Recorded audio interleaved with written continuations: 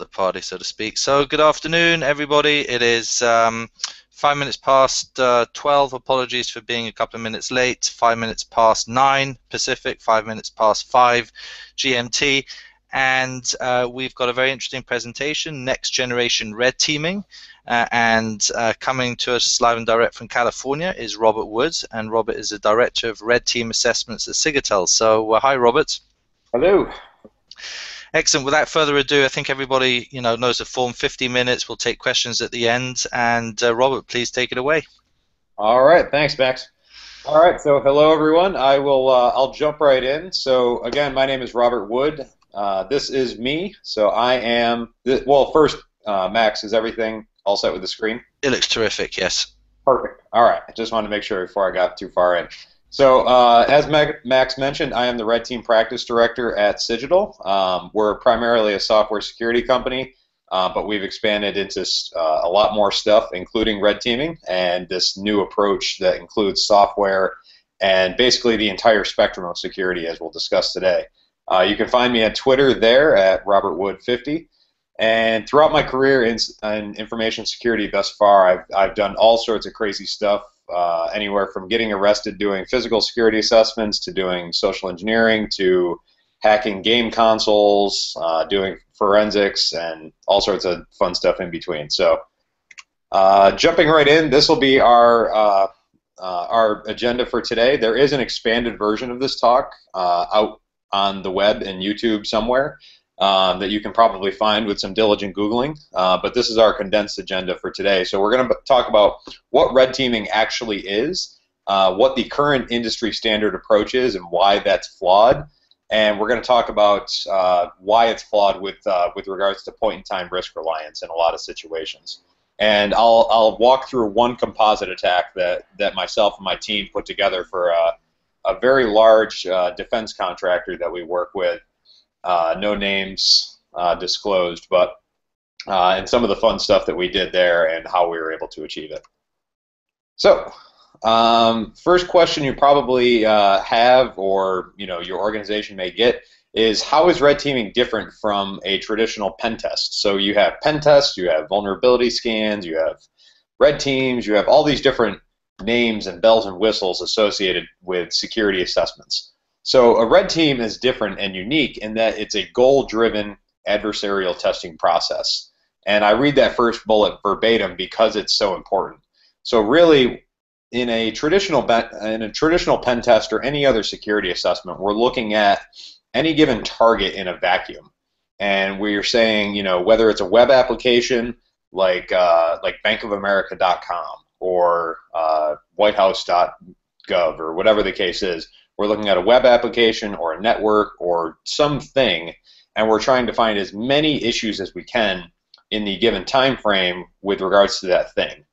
A red team, on the other hand, is our scope is much more expanded. So we're going to be looking at an entire organization or a section of an organization, such as a business unit or a division within a multinational organization.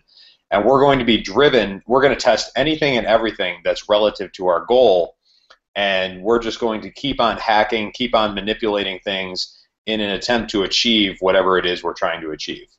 The next step, which you can find in the expanded talk, but I'll mention really quickly here, is we want to be able to measure how an organization actually responds to attack.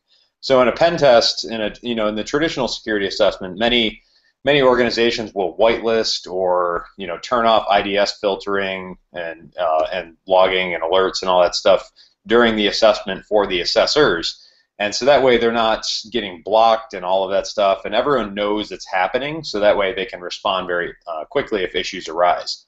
A red team, alternatively, works the exact opposite way. So we don't want anybody to know, except for a key sponsor like the chief security officer or the CEO, that these things are happening. And so when we're conducting social engineering attacks or other types of attacks, we don't want anybody to be tipped in advance that we're going to be doing these things, because it may change how the organization responds. And we want to be able to quantify and track all of that, and so that we can help them improve their detection and response capabilities.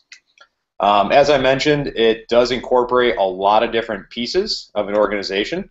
So this diagram here, and it could go on to the right much longer, but I ran out of screen space. Kind of illustrates some of the things that we'll cover, or that we'd like to cover and consider in a red team assessment. And the next section we'll dive into that much more thoroughly. But this diagram is meant to highlight the fact that we can do security assessments in any one of these different verticals. So web applications, networks, physical and social engineering stuff, and the list goes on. And we can do everything from a very basic security scan, where we're using automated tools like Nessus and AppScan and Burp Suite and all those great things that have been built and maintained by companies and released to us security professionals. And we can do very advanced assessments where we do that plus a lot of manual testing. A red team, as I mentioned, sits on top of all of that and tests things relative to the goal. So the basic things that go into a red team, so anyone who's watched a talk on red teaming before has probably seen this very standard Venn diagram of the electronic, social, and physical. I threw up the additional circle in the middle there, the recon and more, just to highlight the fact that a red team is more than just considering those things, because if we just consider electronic attack surface like this, social attack surface like this, and physical attack surface like this, we're really just doing a string of bug hunts on a bunch of different targets. We're not really piecing it all together. So these other activities is really what pieces it all together. So we have the reconnaissance at the start of the engagement, which is really where we learn about our target, we learn about the attack surface, business processes. So how does the organization onboard new employees? What about new vendors? What happens if an employee needs to reset their password, or a customer needs to reset their password? In a lot of cases, we've seen that organizations have many different workflows for accomplishing the same thing. And some of those workflows may not have very robust security controls behind them, so that way, and that leaves an opportunity for us as red teamers and potentially attackers to manipulate and bypass these workflows and get to the end without knowing all the information they should know, such as your email, or having access to your email, or your security questions, stuff like that. Building out threat intelligence and threat modeling. This is really about quantifying and understanding exactly what the adversary you're trying to emulate actually has and can do. So if I'm emulating a technically sophisticated criminal organization, or a coordinated technical group, or a terrorist unit even, I want to be able to understand what that group's capabilities are, how much time they can dedicate to attacks, how much financial backing they have. Are they technical? Are they physical security skilled? Do they have social engineering skills? Do they have a lot of kinetic capabilities? So understanding all of this stuff helps us put our risks into a bit more context for our clients when we're doing these things. I already alluded to the incident response and gauging how an organization responds to attacks. Risk management is I want you to think about risk management in a slightly different context, in that how an organization risk ranks certain assets across their organization. So Bank of America, for instance, will probably have bankofamerica.com as one of their top ranked risks. So they spend a lot of money and time and effort to secure bankofamerica.com, whereas if they have some really kind of piddly low vendor website or marketing website or something, they may not care about that as much. And in turn, if those things are connected in some way, and you're able to compromise the lower priority asset, then you may be able to pivot your way into the higher priority asset, or at least part of it, based on that relationship.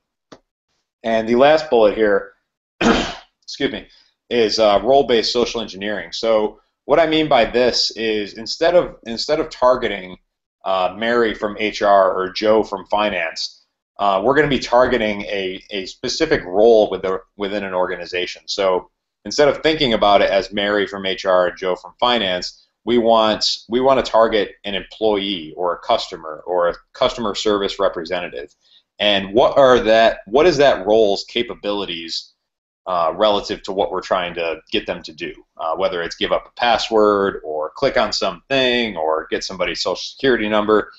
And the point here is that if we identify fundamental flaws with how an organization designs their roles and how those roles interact with certain workflows, then we can extrapolate that anybody that sits in the seat and works in the job of that role would be potentially susceptible to social engineering attacks. So it has a much greater impact than just saying Joe or Mary fell for this phishing attack, and as a result, your entire organization is destroyed. Because if we come to those conclusions, then removing Joe or Mary from the picture by firing them or whatever the case is, that wouldn't necessarily fix the problem, and that's a very dangerous precedent to set.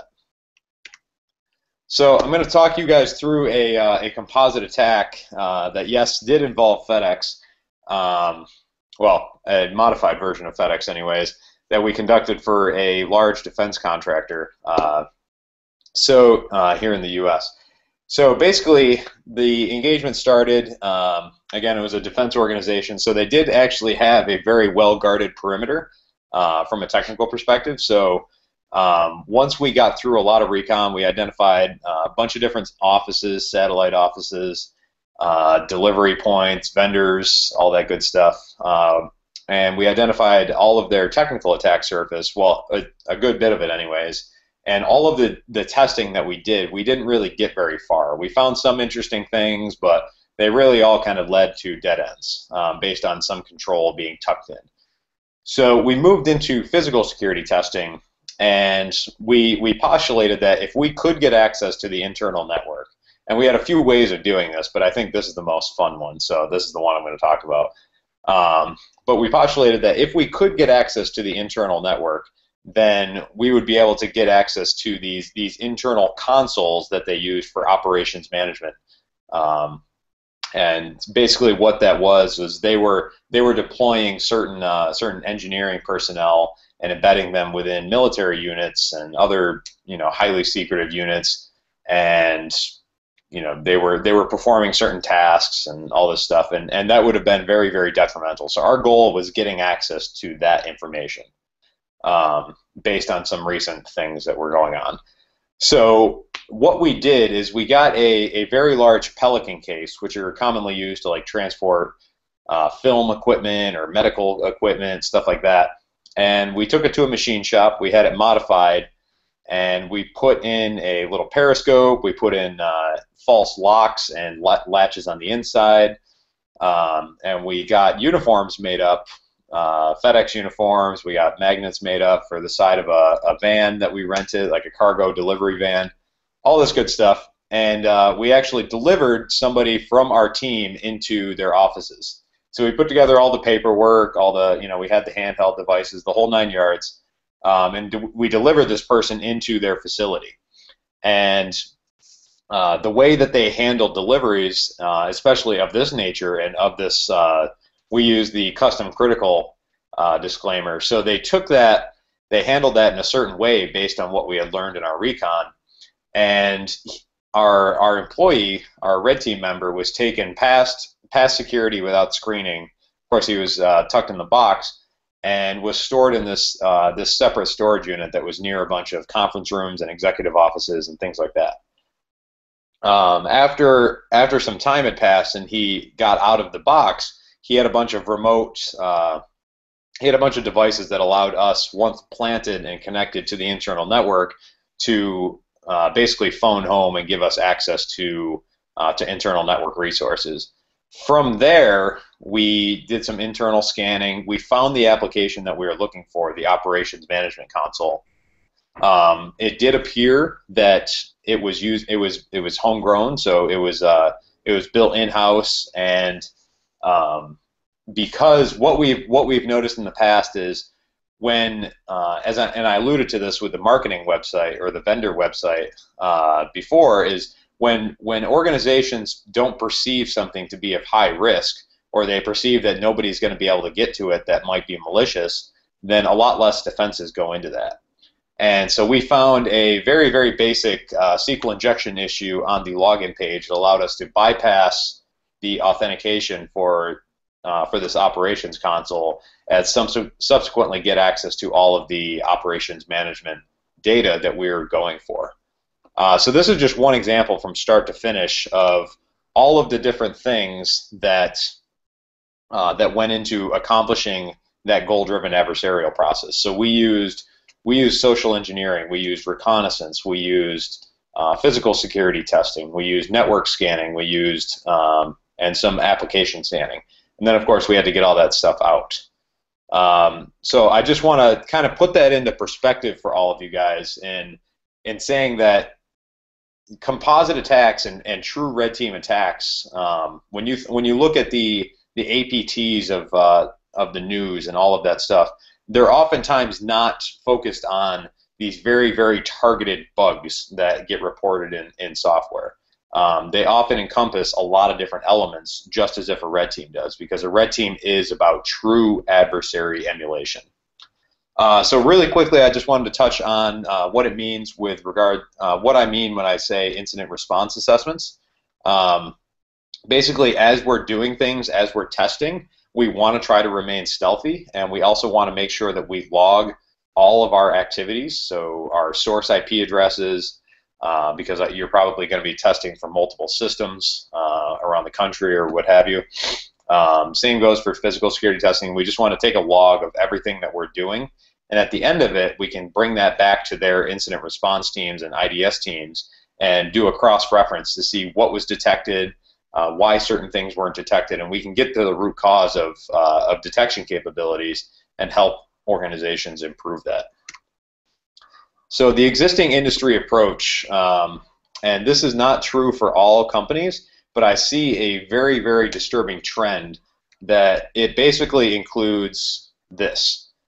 So many organizations, for whatever reason, I'm pretty sure it's because the goals are not accurately set, and that a goal for a so-called red team in many cases ends up being, oh, just get access to a system.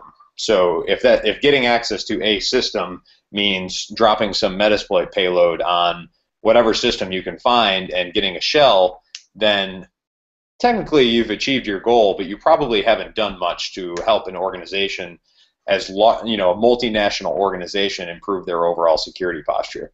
So this is what I see in a lot of different cases, and why I urge you guys to think back to the beginning slides and all of the other things that could go into your assessment process, and just always be driven by the goal, not by the techniques. And of course, you guys can probably guess why this is flawed. Is that, first thing right off the bat is that a lot of attacks today take place not at the network level. A lot of things are happening in software. So you've got mobile applications now. You've got everything happening at with web services and the service-oriented architecture that exists now. You've now got the Internet of Things introducing all these new risks. You've got SCADA systems and all these industrial control systems, and all of these things take place outside of the traditional network scanning and Metasploit realm.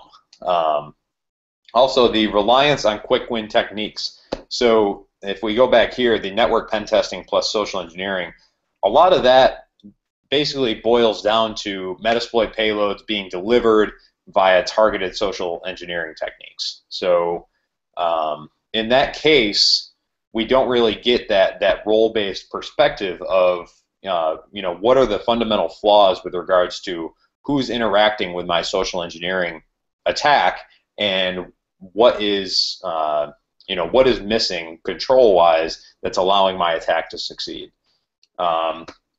Third bullet, we don't really get to understand how an organization works or how that organization responds to an attack, because ultimately, at the end of the day, any security assessment, a red team, a pen test, a source code review, what have you, should have the ultimate goal in mind of helping that paying customer, or helping, even if you're doing this stuff internally, in helping somebody fix the problem. So just finding more issues is not necessarily useful. It's important, But at the end of the day, if we just keep finding more and more issues, then we're not really fixing anything. So fixing should be the ultimate goal, and this approach doesn't really give us the information that we truly need to fix deeply rooted issues in how an organization is put together. And last thing, we've kind of discussed this already, so I won't beat a dead horse, but point-in-time risks are very difficult to quantify in many cases because we would be targeting a very specific individual. We don't really get to understand what that root cause is. And I would just urge you guys to always consider, if you're doing social engineering attacks, always consider the role-based aspect of it instead. And thank you very much. Again, Twitter handle, all that good stuff. I don't know if we can send that stuff out later, but this is me, rwood@cigital.com, and I am on Twitter. I'm on Google. I'm on pretty much any social media site you can dream up. So. Terrific, Robert. That was brilliant. If I could just get you back, I mean that was one of the best we've had. I really enjoyed the presentation. I think the sort of positioning Cigital and the difference between how you guys approach the pen test and how others are was clear. Now I've had several questions come in. Quite a few of them are sort of career orientated, so I'm going to try and group them along those lines. It goes, let's go, I'll dive into this one. It goes, can you share some software that you might use to audit a pen test for a client? How do you present data, discovered vulnerabilities, etc.? So a tools kind of question. So the tool varies. So this approach and our approach at Cigital for pretty much any assessment is tool agnostic. So think about the methodology that you follow to complete an assessment. So we just discussed a methodology at a high level to perform a red team. And based on where I'm at relative to my goal, I may want to use a different tool. But some tools that do come up, you will find beneficial that working to develop your own tools is a great skill to have. But some good ones right off the bat, Metasploit is fantastic. Just for coverage purposes. Same with tools like Nessus, Burp Suite is very extendable. Some of the new functionality in there is great. Jumping over to the more commercial stuff, Metasploit Pro is good for automating some things. Core Impact is great for automating some things. And in a lot of cases, when I do my reporting, I take all of that stuff from automated tools, triage it myself, so that way I make sure I'm not getting tool garbage that's not actually real and having my customers chase their tails trying to find something that's not there. And we put that all into our own reporting format where we can quantify risks ourselves relative to our own framework. Okay. Another question here is, which is a harder job, blue or red team? Ooh, that is a good one. I would say that the blue team, being on the defense side is definitely harder. Because really you only have to, you have to win every single time. It's like the superhero versus the villain battle. The superhero has to win every single time. The villain only has to win once. And just being a huge Batman fan, good man. That's why I jumped to that analogy. But the defense is definitely much harder. But you working on the attack side, you get a lot of interesting perspective that you can then take over to defense. So if you start your career on the attack side, you'll learn a lot of different stuff.